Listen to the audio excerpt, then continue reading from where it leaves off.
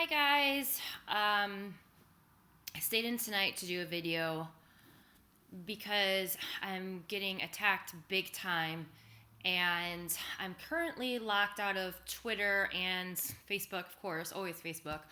And I was temporarily locked out of, I think, Instagram today. I got some kind of notification, but I'm back on Instagram now. Anyways, so they're really coming after me now, and I think it's only a matter of time before they take down all of my social media accounts and probably this YouTube page. I'm shocked actually that hasn't happened yet, to tell you the truth. So this could be my last video here on YouTube. I don't know, hopefully not, but I wanted to get one last important message out to every single one of my followers and anyone that comes across this video before they try to completely silence me and shut down all of my social media accounts, because it's gonna probably happen, and things are really getting heated up, and things are really starting to happen fast, and I think that things are gonna get really crazy. Not necessarily all in a bad way, and in a good way. Mostly. So anyways, all right, this video, I'm going to talk about election night, what really happened on election night, everything that's happened since then that's significant to the storm and the takedown of these disgusting satanic pedophile elites who I've been spending 2 years exposing. And then most importantly, I want to talk about faith. I think it's so important for me to do a video about faith, because this week has not gone the way that anyone thought it would go, including myself. And election night did not go the way anyone thought it would go. And I had an awesome long talk with Mark Taylor the other day, who's getting attacked big time too. And, we saw a lot of people who were losing faith and wanting to throw in the towel because of what happened on election night. And so I just feel it's so important for me to talk about faith and what that means to me and what that means to you, and what that means to this movement and how important it is. So anyways, I will get to that, but let's go back to election night and let's talk about what happened on election night. I stand by everything I said the day. I think I did a video either the day before election day or maybe the day of. I can't remember. It was the night before. Night before. Okay. So I said there'd be a red tsunami. There was. There was a red tsunami. I personally thought, though, that the good guys, the white hats, had the voting fraud under enough control so the red tsunami would be counted and apparent and revealed Tuesday night. And it wasn't. And to this day, I'm not necessarily convinced that the white hats, the good guys, don't have the voter fraud completely under control. Okay? But with that being said, there was a red tsunami. The Democrats did not win the House. I do not believe for 1 second that the Democrats won the House. All right. So let's go back to election night. All right. The first thing that happened on election night that infuriated me, and I don't want to get too off track here, but Fox News Channel called the House literally hours before the polls on the West Coast closed. Hours. I mean, at least I want to say 4 to 6 hours. And I say 4 to 6 hours because I think it was, it was around between 6 and 7 Pacific time, 6 and 7. And by nearing 10 p.m. here, so that would be 4 hours later, they were still doing live shots here on the local news, assuming it wasn't staged and faked, which it could have been. I don't think it was, though.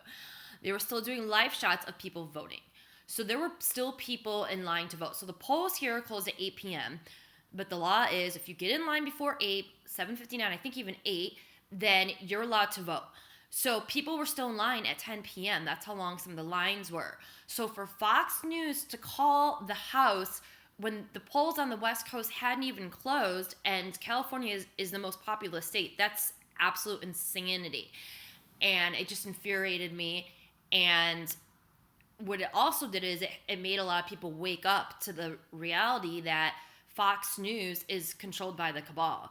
They do have patriots working there, such as Sean Hannity and Tucker Carlson. However, they are controlled by the cabal. They are controlled by the cabal, and they had corrupt Saudi royal family members. Prince Talal, who was one of the biggest shareholders, influence the company and own a huge portion of the company.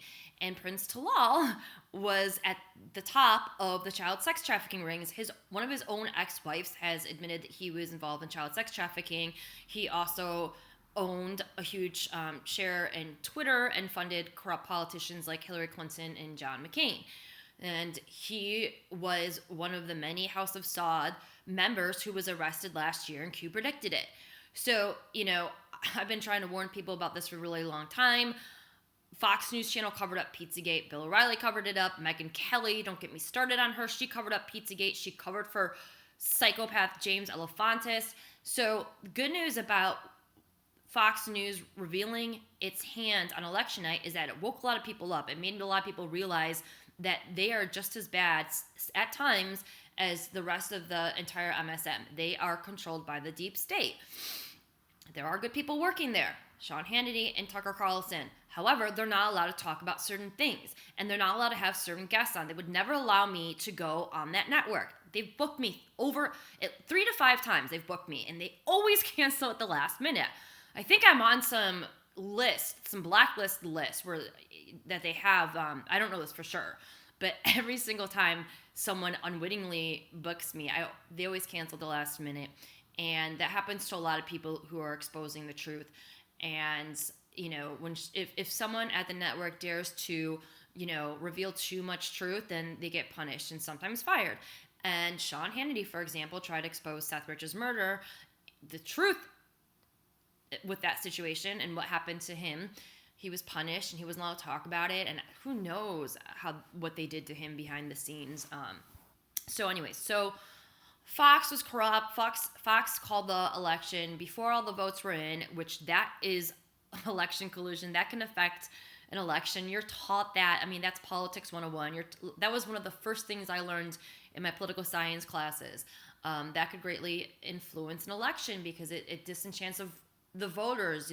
If you're driving home from work and you hear that the election's already been called, you're gonna get fatigued. You're not gonna be as motivated to go to the polls, right? So, anyway, so that happened. That infuriated me. And then as the numbers were coming in, Fox was calling candidates that had like a much greater or a much smaller percentage lead than their Republican opponent. I mean, there was just so much craziness that happened on election night. And then, of course, there was tons of people that were finding voter fraud, exposing voter fraud. There's videos on YouTube of semi trucks in certain states carrying illegal votes. I mean, it was insane, right?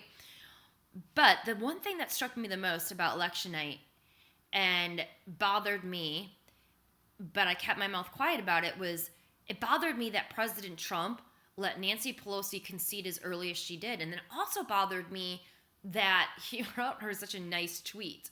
She's not a nice woman. She's a horrible human being. So why did he let her concede so early? People were still voting in California. It really frustrated me, and I didn't understand it at the time. And I was frustrated. I was pissed off. But at the same point in time, in the back of my head and in the bottom of my heart, I knew there was an explanation for it. And I knew that within 24 to 48 hours, everything would start making sense. And so I was trying to tell myself not to get too upset about it.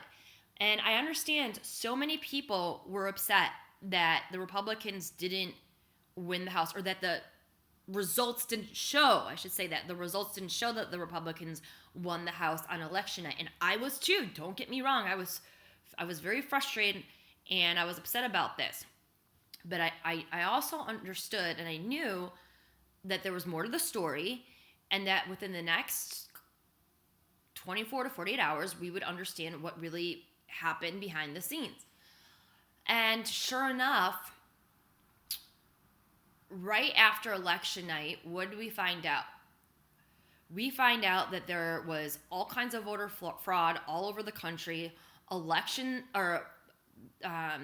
Florida is being exposed for their voter fraud, and so are so many other states, and I'm sure California is next.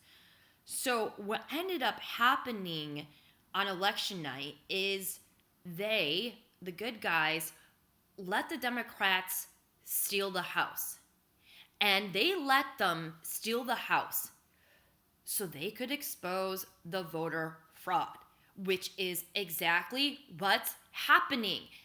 And again, I didn't understand what was happening on election night. I thought for sure that we had control of the voter fraud and that we would see that the Republicans swept and we had our red tsunami. Well, we did have our red tsunami, but they let the Democrats win so they could expose the election fraud. And that's exactly what President Trump and the good guys are doing. President Trump's talked about it. He's tweeted about it. That is what is happening. And it needed to happen this way so the election fraud could be exposed. Now, when I was talking to Mark Taylor, he told me that he got so much hate and he got so many people messaging him like, you said there'd be a red tsunami, and all freaked out and, wanting to throw in the towel because one thing didn't go their way. And I got a lot of that too. And what I need to tell people is that I don't have all the answers. And Mark is a prophet, but he doesn't know exactly how everything's going to play out. He can prophesize that the House will be won, but he's not going to necessarily know exactly how it's going to happen. That's only God. That God is the only person that understands how everything's going to unfold. And the same went with his prophecies about President Trump. He prophesied that Trump would become president, but he thought that his interpretation and his opinion was that Trump would become president in 2012. And when that didn't happen, he was beginning to doubt his prophecy, thinking that maybe he wasn't a true prophet of God, and maybe his prophecy was wrong. It wasn't wrong. He just didn't have the time right. And that's the thing about prophecy.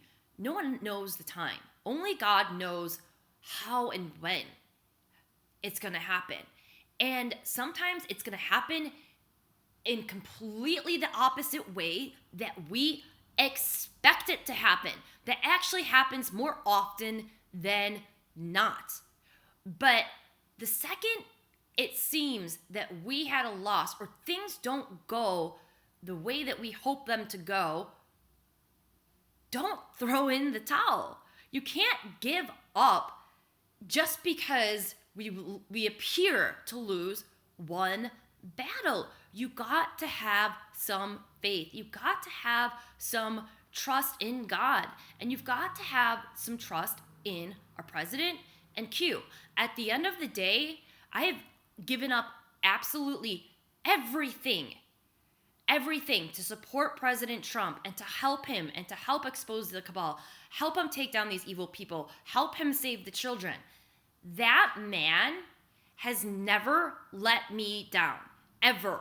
Now, there's been things that he's done that I wasn't able to understand at the time, like on election night. But I always have faith in that man. I have always trusted him, and I always have believed in him because I know he is a good man, and I know he's a man of honor. So if things don't play out the way that you think they're going to play out, don't be a quitter. Don't be a freaking loser. That's what libtards do. Don't throw in the towel. It doesn't mean it's not happening. It doesn't mean that it's the end game, that things are over. People are just so negative and pessimistic sometimes, and it's so frustrating. I don't want to hear it, and Mark Taylor doesn't want to hear it. Mark and I both have very serious health issues, and we are on the front lines of this war. We are not anonymous like a lot of you guys are. We have sacrificed everything to fight this fight, and we need prayer and we need support, and so does our president and everyone that's on the front lines of this battle.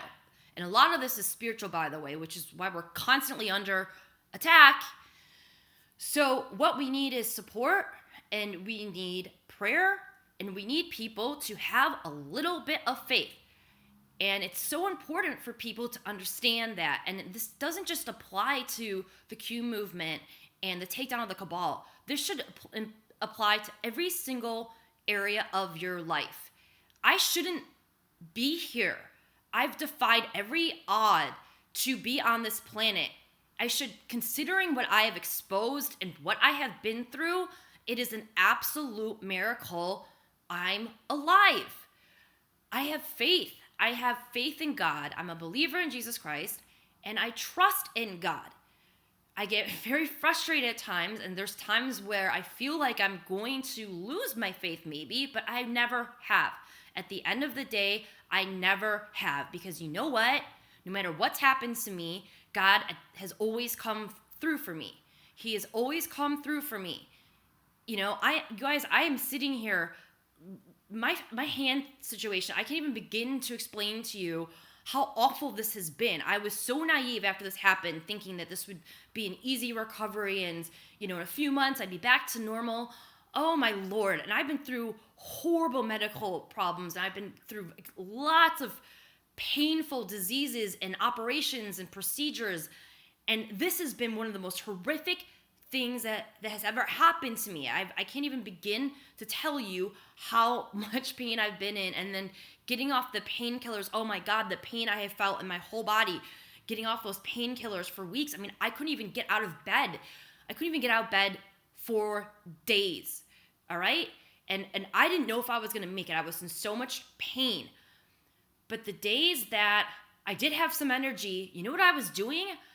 I was sitting on my phone, typing with just this finger, which by the way, this fingernail is falling off because this finger was injured too. Sitting on this phone, typing with one freaking finger, still fighting and exposing these freaking pedophiles, these evil people, because I have never given up on this movement. I have never given up on our president. I have never given up on God, and I've always kept my faith. So, you know, if you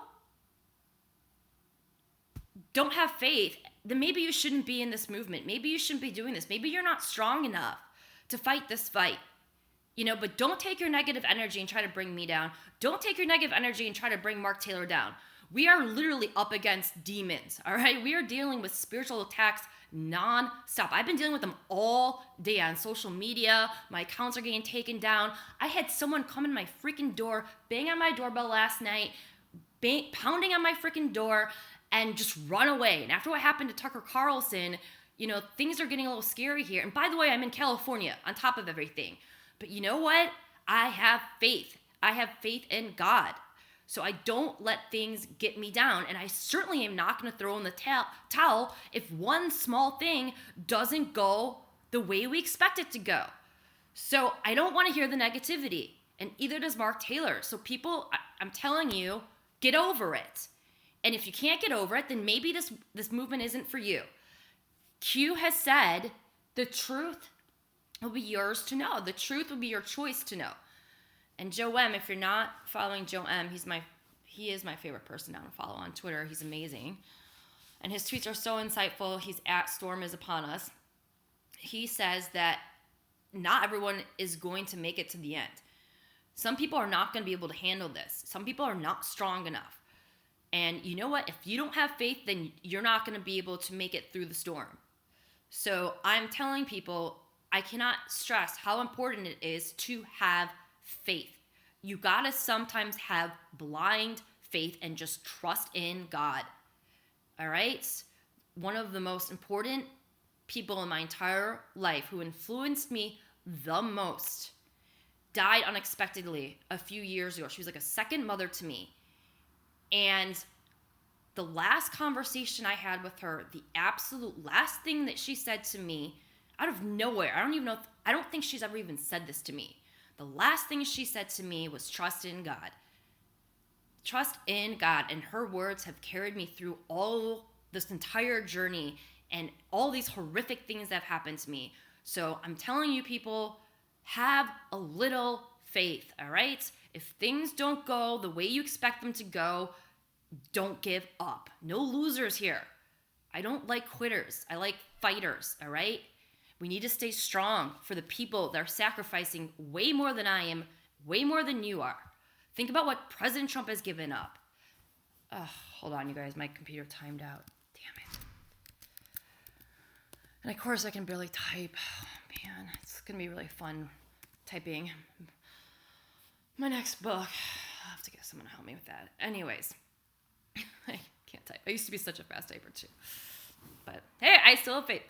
Okay, so I just felt that that's something that needed to be said. And if this is the last video that you watch of mine before my YouTube channel is taken down, then that's awesome, because this is a message that I want everyone to hear, and I believe the Lord wants me to shout it from the rooftops. And today, when I was driving home from my workout and thinking about making a video about faith, guess what happens? Car pulls up right in front of me, license plate, faith. I kid you not. And that's when I knew I had to do this video.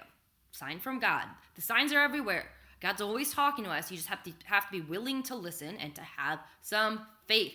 So have some faith. And what I was saying before is there are so many people who have given up so much more than we have. People have lost their lives trying to take down the cabal and expose their evil sins, expose the child sex trafficking. President Trump has given up everything for us.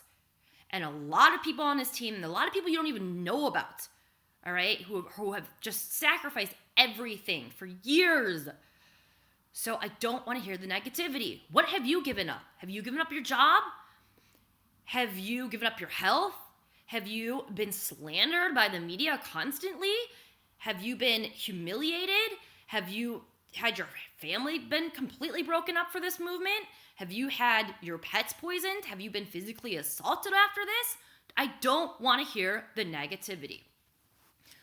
Okay, so everyone's like, a lot of people need their safe spaces on election night because things didn't go the way that, they had planned them to go. And one more thing about that. This is the most complex military operation that's probably ever happened in the history of the world. So there's going to be a lot of twists and turns, and there's going to be a lot of unexpected things. Remember, disinformation is necessary. So there's going to be a lot of twists and turns, and things aren't going to always play out the way that we expect them to. But in the end, these people are all going to be arrested. Fact. And that's all that matters. And let's say the voter fraud didn't get exposed. Let's say the Democrats did win the House, which I don't think they did. They didn't win the House. I do not believe that for 1 second. But let's say they did. Guess what? The House would still go red. It's a moot point because all the people that are getting elected, the majority of the people that have sealed indictments are Democrats. All right? So even if they did legitimately win the House, which they didn't, but let's just say that they did, it's a moot point. They're all going to get arrested anyways. So the House will go red no matter what. So, any way you look at it, it's going to work out in our favor. You just have to have faith and patience, period. It's that simple. So, anyways, either the voter fraud wasn't under enough control or the good guys let them win so they could expose the voter fraud, or maybe it was a combination of both. I don't know. The bottom line is that there was a red tsunami. The House will go red. I believe it's going to go red before 2020. After the mass arrest happened, there's going to be a lot of vacancies and there's going to be special elections. And before the mass arrest happened, this voter fraud is going to expose everything. So we're going to find out who really won. All right? So no one has anything to worry about. Again, have faith, trust in God, trust the plan, trust Q, trust President Trump. All right? So moving on. So, everyone had their panties in a bunch on election night. I was freaking out with Debbie Downer. And I did go to bed frustrated, I'm not going to lie. And I was a little upset, but I was trying to stay positive. And I was trying to stay positive, not just for my own sanity, but for you guys. I always try to stay positive for you guys too. And sure enough, what's happened in the next few days after the election, we had bum, bum, bum, bum, bum, bum, bum. I mean, it was just like fireworks. So we find out that Ruth Bader Ginsburg, quote unquote, fell, and she's going to be retiring First of all, she didn't fall. She was forced into submission. All right, she's being forced to resign. Amazing. We're gonna get another Supreme Court justice, which is, by the way, way more important than the House going red, even though the House will go red. Way more important than the House going red. So, boom. Ruth Bader Ginsburg, she quote unquote fell, kind of like how McCain had cancer, totally fake. So we find out that she resigned. She's forced into submission. We're going to get another Supreme Court justice. Mark Taylor, he made it very clear. President Trump's going to nominate 5 Supreme Court justices. Now we're at number 3. Amazing. It's Christmas came early, all right? Then we find out Attorney General Jeffrey Sessions resigned. That threw me off too. I'm not going to lie. I didn't understand why he resigned at first. In comes Matthew Whitaker. Have you guys seen a picture of the new Attorney General? So the new Attorney General, the current acting Attorney General, I looked this guy up. He went to my alma mater, University of Iowa. First of all, the guy looks like Hulk Hogan. He looks like like Superman, or like a superhero. The guy's freaking huge. All right, huge. He's on our side, but man, he is scary looking. He is huge. And guess what? He wrote a freaking op-ed a year ago talking about how he would indict Hillary Clinton. Amazing. This guy, so now that I have some foresight on this, the past 2 years, the silent executioner, Attorney General Jeffrey Sessions, has been working on taking down the sex trafficking rings and working on the sealed indictments. Now he's handing the baton over to Whitaker. And Whitaker is going to be the actual executioner, I believe, when the mass arrests go down. And this guy is no joke. He is not messing around, all right? When I saw a picture with him, I thought, oh, this is amazing. It's on. And then when I saw that he wrote a column that he'd indict Hillary Clinton, I mean, like, praise the Lord, okay? So we got Ruth Bader Ginsburg fell, and she is going to be resigning. So we're getting a new Supreme Court justice. And then Sessions resigned and passed the baton to Whitaker, who hates Hillary Clinton possibly more than I even do. And by the way, side note on Sessions, there's chatter that he will be a military tribunal judge. And also, since he resigned, he can now also be a witness. So there's always a method to the madness. So when the news breaks and,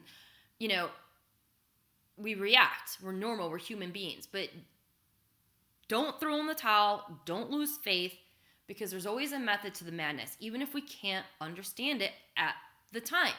So these are all awesome and good, amazing developments. What else happened? Jim Acosta got his White House press pass removed. I'm sure you guys all saw that altercation. I don't want to waste any time actually talking about Jim. I mean, it's not even worth my energy to waste time talking about him. But what is important about the situation with Jim Acosta is that, and I tweeted about this before I got locked out, this is what is important that I want to know. I started covering President Trump in 2004. I flew out for the Apprentice finale in New York. And I got to do a press conference style interview with him and First Lady Melania and a few other reporters on the set of the Apprentice finale. That was my first interaction with President Trump. And from 2004 and throughout the years, I covered him and his family here and there. But over the past at least 3 to 4 years straight, I have been on his side, supporting him and studying his every move like crazy. That's all I do is study every move that he makes so I can educate you guys as to what is going on, right? There was a huge shift in that man. There was a huge shift in President Trump from election day to the day after the election.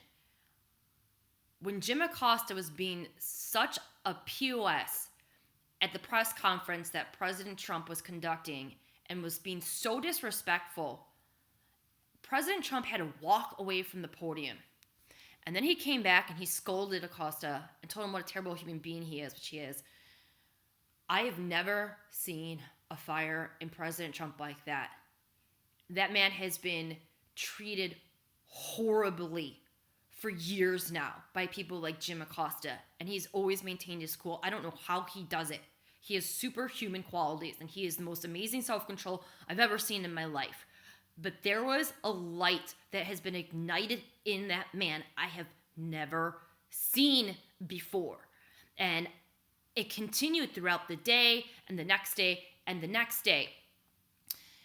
He has scolded multiple reporters. He called one reporter out for asking him a racist question, told her how insulting she was. He's scolding another reporter for asking a stupid question.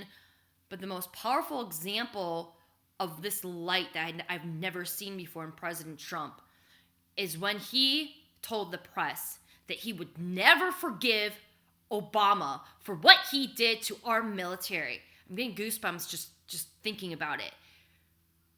When he gave that little speech talking about how he would never forgive Obama for what he did to our military, we were seeing wartime President Trump for the first time. This man has been at war his entire presidency, but we are now physically seeing wartime President Trump, meaning the gloves are off. It is on. Whitaker's in. He's criticizing President Obama. This is wartime President Trump. And he said he will never forgive Obama for what he did to his military, to our military. And then he said other things that I will talk to you about at a future point in time. If you still think that Barack Obama is not going to be arrested and go through a military tribunal, you are delusional. I'm not delusional. You are delusional. President Trump keeps his promises. He always has. And that man is pissed off. He has been waiting for 20 years to take down these disgusting, treasonous, child trafficking pedophiles. And he's going to do it. If you don't think the arrests are going to happen, you're a fool. You're an absolute fool. So another reason why I wanted to make this video tonight is because when the mass arrests happen, I do believe they will have to declare martial law. If you go back to the early Q post, Q talks about martial law, and the internet might go down, social media might go down, we may all get disconnected. And it'll be okay, though. The military is going to be in control, and the White Hats are going to be in control. We may not be able to talk. We may not be on social media. We may not be able to use our phones. But President Trump will be able to contact us, and we will be safe.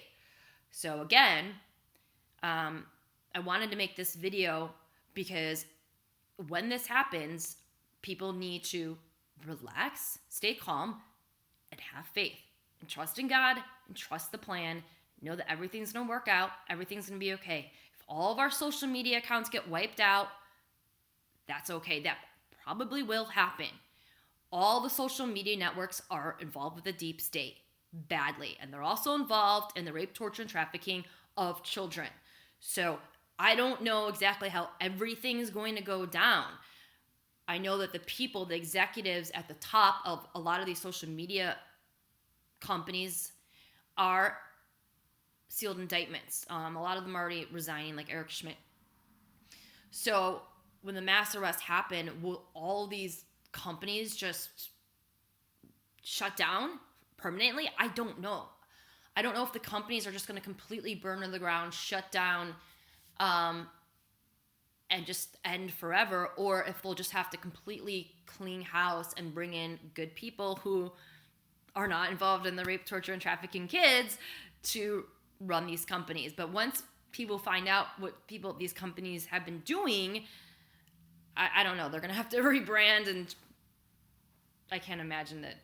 I don't know. They're going to have to rebrand and probably rename companies because trust me, no one's going to want to have anything to do with a lot of these companies, and people are going to be horrified when they find out the truth. Okay, so I guess on a final note, the fires. So the shooting. I'm not going to get too much into the fires and the shooting. They're false flags, and it's just, I'm very deep down the rabbit hole, but it's so obvious to me that the shooting at the Borderline bar was a false flag. I mean, there's multiple people that were at that shooting that have been used in other deep state false flag situations. It's all over the internet. Anyone that, cares to learn the truth can do 5 minutes of research and see that the Borderline shooting was a false flag. And just to clarify, so no one freaks out in the comments, sometimes people die in false flags and sometimes people don't. So I'm not saying either way if people died or not, because I haven't honestly looked into it enough to make to conclude if people have really died or not. Sometimes they fake the death, sometimes they don't. That's how false flags work. But it was a false flag, which means that the deep state created this diversion to distract from what's really going on. And what's really going on is voter fraud's being exposed, and they're getting ready to take down the treasonous child sex trafficking people who have been running the world for the past hundreds, thousands of years. So then we have the California fires. And again, I don't need to go too into the California fires, but I have firefighters contacting me and whatnot. And it's so obvious that these fires were not organic. You guys, I live in California. We've had the wettest fall that I've ever seen. We've had storms here that we've never had. We've had lightning and thunder that I haven't seen lightning and thunder here for years. We've had rain. You wake up and it's just so wet here. It's such a joke that they are trying to pass these fires off as organic, natural. This was a deep state attack. They were created by energy weapons. I'm not an expert in energy weapons, but I know enough to know that this was a deep state attack. Q confirmed it, by the way. And they are using energy weapons to create these fires. So it's what I've learned with these false flags are always like, there's always multiple layers to them, and there's also multiple incentives as to why they have these false flag events. So Joanne is talking about how, the California is not getting the funding that it wanted for the sanctuary cities, so they started these fires so they could get the state funding that they need. I believe that a lot of the child sex trafficking networks are being targeted. A lot of the celebrities that are involved in the rape, torture, and trafficking of kids, they're the ones whose homes just happen to be on fire. For example, The Office's Rainn Wilson, psychopath, by the way, you guys. I posted on my social media account his tweets. He openly tweets about the rape, torture, and trafficking of babies. He openly tweets about cannibalism. He openly tweets about eating babies. And it, you can go online and you can read the disgusting tweets that by the way, he's not deleted. But I don't think it's a coincidence that his house is one of the houses that allegedly burned down. So are they also burning evidence too? Probably. It wouldn't surprise me. Or are they trying to garner sympathy for these people before the mass arrests come down? So people are less inclined to believe that they really were involved in this kind of stuff. And I don't know, but probably. There's probably multiple reasons why the deep state is setting off these fires, all right? So I guess the final thing that I wanted to say is that if the cabal was not being taken down, if these arrests weren't happening, I wouldn't be getting heavily censored right now. I wouldn't be getting spiritual attacks. Mark Taylor wouldn't be getting attacked like crazy. My social media accounts wouldn't be censored so heavily. I mean, like, this is the craziest censorship. I can't talk, sorry guys. I'm tired. My back hurts too. This is the craziest censorship week. I can't talk. This is the craziest censorship week I've had ever. I've never had all 3 of my social media accounts be hit. And it's actually a good sign. It means that we're winning and they're threatened. And it means that the demons, Satan, is cornered like a rat. when these kinds of attacks happen, that means that A, I'm over the target, and B, we're winning. So, you know, if the rest weren't happening, you know, if we didn't really win the House, then guess what? There wouldn't be all these fires. There wouldn't be a false flag. I wouldn't be getting censored so heavily. None of this would be happening. So it's all good. It's all good. So, you know, I encourage people, keep the faith, keep praying, pray. The bad guys understand that prayer works, and that's why it's so important to pray. And especially please pray for people who are not anonymous, people on the front lines of this, like myself, President Trump, his entire family, people like Tucker Carlson. Please pray for the people that are on the front lines of this, that are risking their lives to take down this evil. And stay strong. Stay strong, guys. Stay positive. And there's going to be a day when I do a video and I will be talking about how 60,000 plus horrible, evil, child sex trafficking people were just arrested and they've been locked up. It's going to happen. So, like I said, keep on praying and have faith and trust in God always. All right. See you guys soon.